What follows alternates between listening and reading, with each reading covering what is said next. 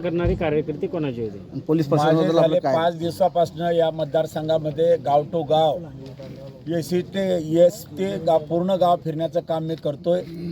आज सुद्धा बाभुळगाव असेल, दाऊदपूर असेल आणि त्यानंतर दगडवाडीला मोठ्या संख्येनं लोक दगडवाडीचे कधी नाही आले, मध्यावधी निवडणुकीमध्ये जमा नाही झाले, एवढ्या मोठ्या संख्येनं लोक तिथं आले आणि भाषणातून आम्ही सांगितलं की गुंडगिरी, दादागिरी, हुकुमशाही हे महामानवानं जी घटना आपल्याला दिलेली त्या घटनेला धरून आता लोकशाही आपल्याला अंमलात आणायची आहे।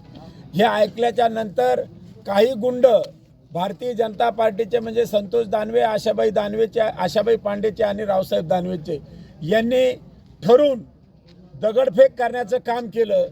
आमची गाडी पुढं असल्यामुळं आणि आम्हाला कळालं, नवनाथराव म्हणले आपल्या गाडीवर ते नक्की हमला करणार आहे, त्यामुळं गाडी तेवढी फास्ट घेतली आणि मागच्या गाडीवर दगडफेक त्यांनी केलेली आहे।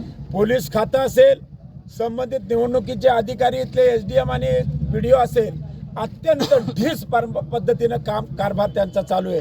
मी IG, DG आणि निवडणूक आयोगाला सकाळी याचंही पत्र पाठवणार आहे आणि आणि SP साहेबाच्या कानावर हा विषय मी घातलेला आहे।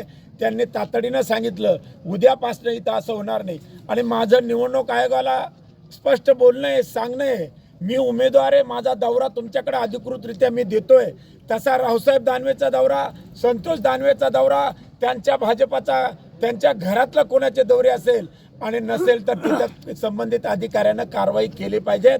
मी 10च्या आत भाषण संपवतो आणि यांचे भाषण 11पर्यंत चालत असेल तर ही कुठला न्याय आणि कुठली पद्धत या मतदारसंघामध्ये चालू आहे आणि याचा बंदोबस्त जर ह्या निवडणूक आयोगानं आणि अधिकाऱ्यांना केला नाही याचा त्यांना पश्चाताप होईल। भारताच्या गाडीचे झेंडे पण काढून फेकले जाईल।